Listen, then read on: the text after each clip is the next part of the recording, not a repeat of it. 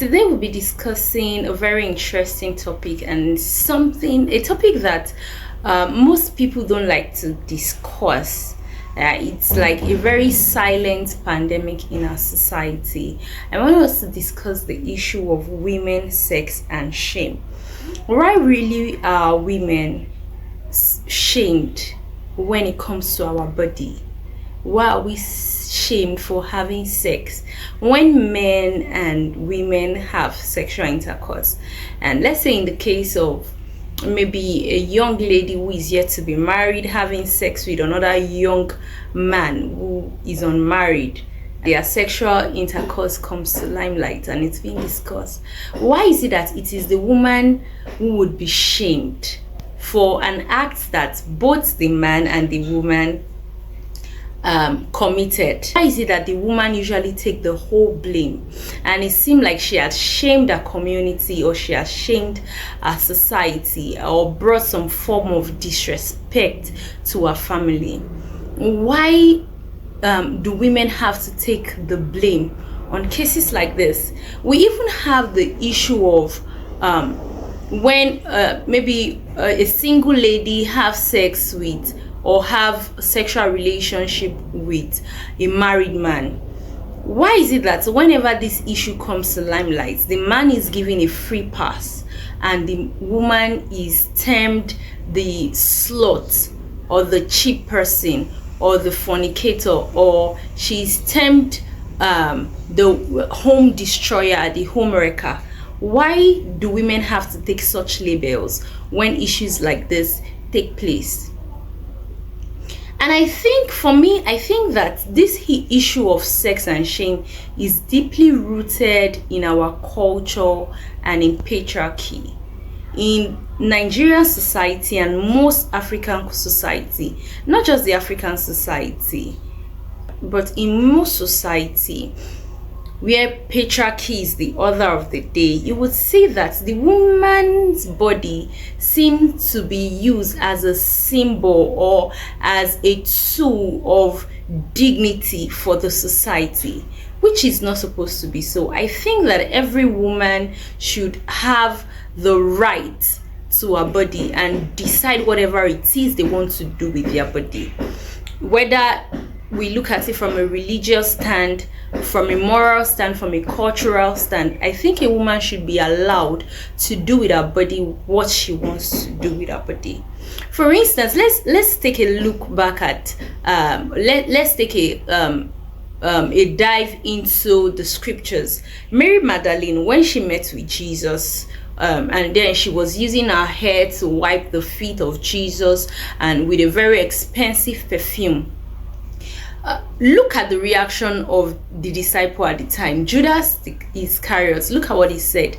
You could read that passage of the Bible and you would see that it was termed as something really bad, even though it wasn't sex at the time. She was just using her hair and a perfume to wipe the leg of Jesus to make it clean, right?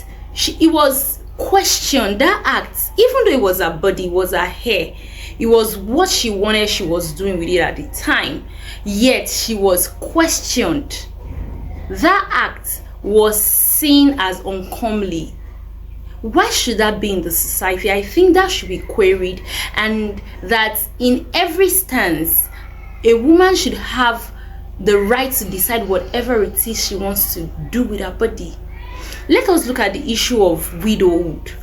When a woman husband dies, right, she's given a specific time to mourn, abstain from sex, abstain from social activity, and some women are even expected to shave their hair, whatever the culture of that society expects her to do. But when they lose their wives, are they also expected to do the same? Your guess is as good as mine. The man can take a new wife the next week. He is even so much encouraged by even the female member of his family to move on quickly with life so that he can get over the loss of that wife. But the woman is expected to preserve herself and maybe not even marry for the rest of her life. Some women are even as much as giving an option of who to marry. Oh, you can marry within the family or decide not to marry again. That is unfair on the part of women. I think that these are situations and topics we should look at and discuss extensively, and not just discuss then leave it, but find lasting solutions to issues like this. Let us look at the issue of virginity. We would say that a young girl, if she's about to marry, in certain cultures, she goes through virginity tests, which the same is not usually done to the male gender.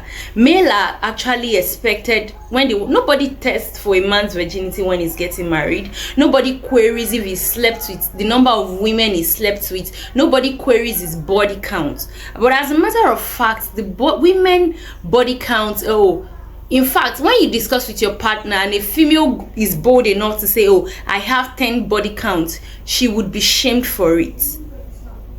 Whereas if a male should come out to say that, I have 15 or 20 body counts, he's praised for it, as seen as somebody who has been exposed and experienced. Rather, same grace is not extended to the female when issues like this are discussed.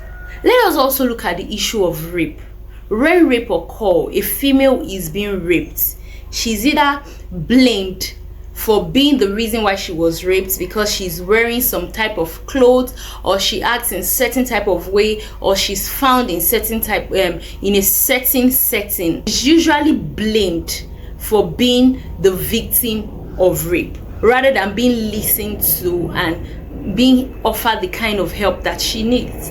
But when it is a man that we are discussing in the issue of rape, he is seen as a prey. The case is not that the boy is wearing what he's wearing will be put into question. If he went to the lady's house, will be put into question. But when it is the female gender we're talking about, the reverse is usually the case. Also, the issue of single parenting. If a woman has a child and outside wedlock, she's usually in a fix to get married again. Families of the supposed partner will question why she has a child. Why can she not stay with the father of her child? She's termed as unserious. She's termed as too needy, or somebody who is not as submissive as she should be.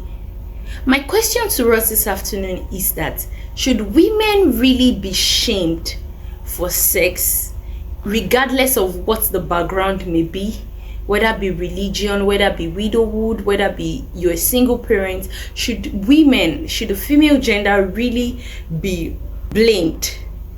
Now, and then we would say that one of the reasons why we've had cases of sexual abuse like rape and exploitation is because the female gender has always, from time immemorial, been shamed on the issue of sex, and then they keep quiet when they experience or when they become victims of sexual rape or sexual exploitation. They don't have the liberty to speak up because they know that they will be shamed when they speak up.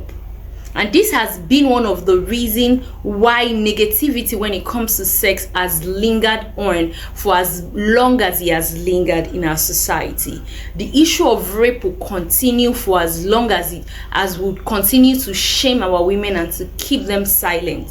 So today, this is me lending my voice to the voice of numerous women out there, advocating that the women should be allowed to do what they want to do with their body and also express themselves without being shamed in our society. I want to hear your thoughts in the comment section, and don't forget to like, to subscribe, and also turn on the notification button so that you will be the first to receive a notification when we put up our next video. For now, bye and see you later.